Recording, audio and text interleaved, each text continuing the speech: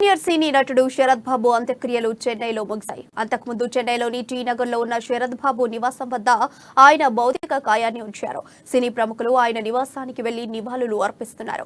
ఇక ఆయన భౌతిక కాయానికి సూపర్ స్టార్ రజనీకాంత్ పుష్పాంజలి ఘటించారు. ఈ సందర్భంగా ఆయన మాట్లాడుతూ శరత్ బాబుతో తనకున్న అనుబంధాన్ని గుర్తు చేసుకున్నారు. శరత్ బాబు తనకు అత్యంత సన్నిహితుడని, ఒక మంచి మిత్రుడని కోల్పోయానని చెప్పారు. నటుడు కాకముందు నుంచి ఆయనతో తనకు పరిచయం ఉందని, తన పట్ల ఎంతో ఆప్యాయంగా ఉండేవాడని తెలిపారు. శరత్ బాబు మృతి తనను కలిచివేసిందని రజనీ చెప్పారు. ఆయన ఎప్పుడూ ఎంతో ప్రశాంతంగా ఉండేవారని, ఆయన కోపంగా ఉండటాన్ని తాను ఎప్పుడూ చూడలేదని వారన్నారు. ఎన్నో సినిమాల్లో ఇద్దరం కలిసి నటించామని చెప్పుకొచ్చారు. ఆరోగ్యంగా ఉండాలని, సిగరెట్లు తాగొద్దని తనను ఎన్నోసార్లు వారించాడని తెలిపారు. శరత్ బాబు మృతి సినీ రంగానికి తీరని లోటు అని చెప్పారు.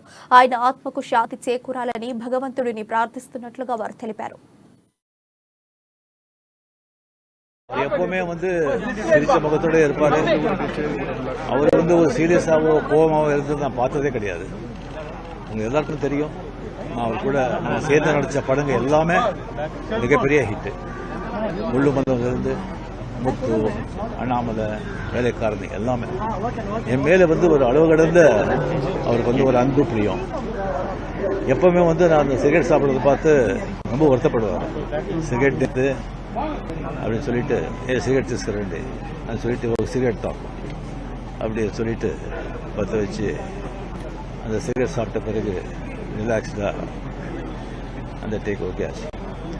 அந்த ஒரு அன்புக்கு நான் சொல்கிறேன்.